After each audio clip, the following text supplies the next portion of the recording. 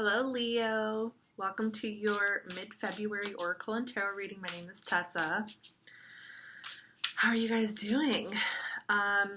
This is going to be a nice, short and sweet little video, okay? I'm going to pull 3 cards from my Astrosoul Oracle deck. Such a cool deck. It goes off of everything astrology, zodiac signs, planets, aspects, asteroids, the houses. And I've been getting some really, really good messages from here. And then the other new deck that I'm going to be using for this reading is Murder of Crows Tarot, another super, super awesome deck. I saw it and I was like, oh my god, right up my alley. It's all in black and white, very spooky, very dark, very spooky. Kind of reminds me of those books, scary stories that we tell in the dark. Totally into that type of stuff. So yeah, so those are going to be the decks I'm using for this video. I'm going to pull 3 cards from each deck. So like I said, short and sweet. Let's see, what else can I tell you? Also, if you are new to my channel, I like to stick to the representations of the cards individually and the symbolisms that they provide. I try to keep my messages as objective as possible. And when I say objective, I guess what I mean is I try to keep it as conscientious as possible, because I know that there are different people who could be watching this video.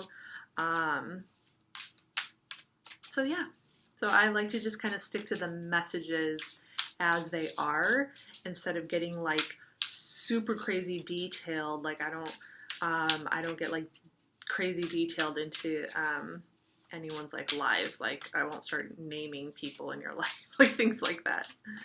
Okay, so just kind of the general messages that are coming to the surface for mid-February. This Aquarius season energy has been, I feel all this mental, intellectual energy has just been on high. It's been extremely, extremely, I don't know about you guys. I feel for air signs and fire signs, I'm just kind of getting the sense that air signs and fire signs are feeling the Aquarius energy the most. I am getting a bit of a receptive vibe with you guys, Leo. Maybe you're spending a lot of time within, you're kind of spending time alone, maybe thinking about things, how you fit in with the current state of events that are happening in the world right now or around you. I did finish my website, TESAtaboo.com. Link is down below. Just kind of slowly getting projects going. There's nothing crazy going on there now, but I do have my blog, and I do have my first blog post. So slowly but surely, it'll develop, okay? All right, first card, we have Lunar Eclipse. Some other zodiac sign got Lunar Eclipse, and I don't remember which one it was. Releasing the past, breakthrough, pushing limitations, and healing. Yeah, so it's kind of what I was saying, with the solar eclipse, there's this, the solar eclipse is active. It's kind of this masculine energy that wants to push forward. A lunar eclipse is very reflective. So I was kind of feeling this vibe of reflection, of spending time within yourself, maybe realizing that there are some things that you need to release and let go of, so you can heal and move forward and start pushing boundaries and start just kind of becoming a more whole human being. Being open to understanding things from different perspectives. So there's some kind of breakthrough going on here. Maybe within your own emotions and within your own intellectual processes, okay? And then we have Vesta. Vesta is an asteroid. It was discovered in the early 1800s. Vesta represents a devotion. So something that you are very devoted to. It could be school, it could be a project, it could be your friends, okay? So those are the strongest vibes that I'm getting right now, okay? I'm not like necessarily feeling like a connection or a partnership, but it could be if you are in a romantic relationship. Maybe you're or you're just like generally starting to consider what you do want to devote your time to, what you like, what it is, like what are you passionate about, and then whatever you're passionate about, like be devoted to it. Devotion is such a, like when I think of the word devotion, it's such a traditional word to me. It's so, because Vesta also represents like virginity. Okay, so like in the olden, in the olden days, like like if a virgin gets married, like she is devoted to her husband for the rest of her life. Like devotion is it's a very like eternal, when I think of the word devotion, I think very spiritual, I think very long term, something that you are devoted to, like with your heart, not just, it's not just like some creative project that inspired you and then like, I don't know, like a couple years from now, like something else is going to inspire you. Devotion comes from like the heart. It comes from like a very pure place. So that could be actually like what is breaking through for you right now. What it is that you want to devote your life to. What do you want to devote your life to? Yourself, someone else, financial independence, a project. So those are the big questions that are coming up here. And then we have another moon phase for you, waxing gibbous, alignment, refinement, nurture, patience, and evolutions. Okay, so yeah, so just kind of like taking the time to nurture yourself, not really rushing anything, but just kind of like getting to know yourself through this whole process that you're going through and nurturing yourself along the way.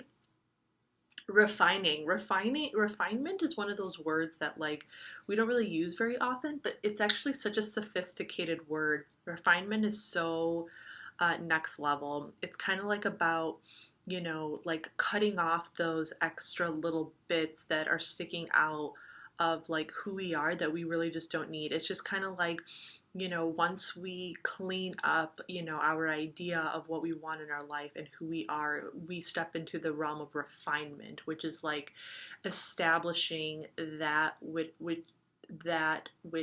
we want to be or become, or that which we want, and allowing it to step up into a level of sophistication, like clean, like when we write a paper and we go back and we clean up our grammar. Okay, it's like refinement, alignment. So it just kind of like, just kind of like entering a next level of sophistication in reference to what it is you want to devote yourself to. Kind of like cutting off the trim.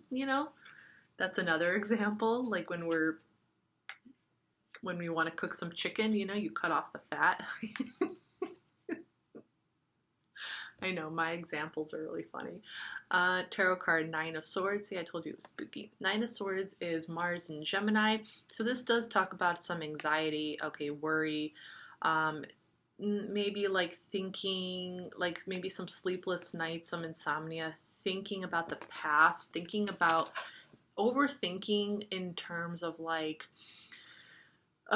needing to let go of certain things and needing to heal certain things and like overthinking it. Okay. It could be in reference to the past.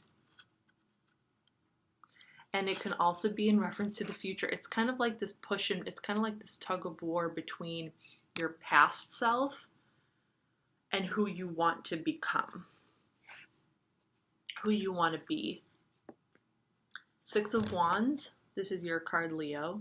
This is Jupiter in Leo, and this is victory. This is a sign of victory. So, yeah, so this is falling under this devotion card, Vesta. So whatever it is that you want to devote yourself to, that you want to devote your heart to, your energy to, it's going to bring you victory, and you're going to show up as a leader, and not just a leader that inspires other people, not just a leader that like takes the high road and creates and is able to like bring inspiration to others, but also like as somebody who has a really good heart, like someone who just has like a pure heart, someone who, you know, it's coming from a place of love. It's not just coming from a place of like, oh, I'm better than everybody else, okay? But it's coming from a place of like, you genuinely and authentically accepting who you are as an individual with all your heart and stepping into that role with like honor, with integrity, with sophistication, okay? And then we have the strength card, another your card again. Yeah, so just like I definitely see this as that like stepping into that sophistication, refinement, you know, like just like knowing who you are, knowing your value, knowing your worth, knowing what you can bring to the table, having the strength within you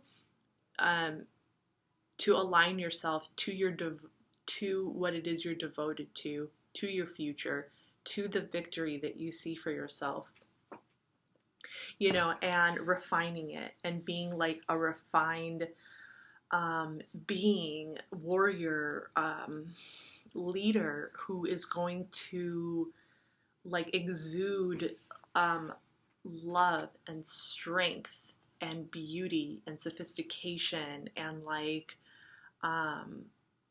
someone who can break boundaries and do it like with grace and do it with like this sense of, you know, I don't know, like where people will just have faith in you. People will just like want to be around you because it just feels good.